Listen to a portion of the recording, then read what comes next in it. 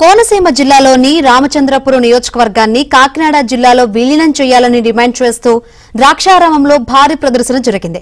ప్రస్తుతం జిల్లాల పునర్విభజన అంశం తెరపైకి రావడంతో అఖిలపక్ష జేఏసీ ఆధ్వర్యంలో ర్యాలీ నిర్వహించారు. ఈ ర్యాలీలో వ్యాపారులు, విద్యార్థులు, వివిధ ప్రజా సంఘాలు, పార్టీల నేతలు పాల్గొన్నారు.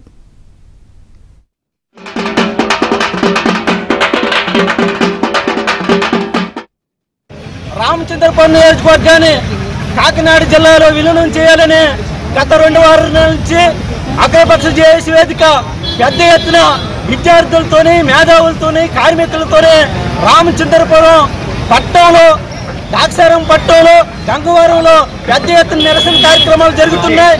గత ప్రభుత్వం అస్తవ్యస్తంగా జిల్లాల విభజన జరిగింది. అందులో రామచంద్రపురం నియోజకవర్గాన్ని మరి అన్యాయంగా కాకినాడ అమలాపురం జిల్లాలో కలపడం జరిగింది. కూటమి ప్రభుత్వం మరి ఒక సబ్ కమిటీ వేసింది. ఈ సబ్ కమిటీలో తక్షణమే ప్రభుత్వం మరి ఏదైతే రామచంద్రపురం నియోజకవర్గాన్ని కాకినాడ జిల్లాలో కలపాలని లేని పక్షంలో మేము రూపొందిన మరి ఈ వారంలోనే ప్రకటించుకుంటాం.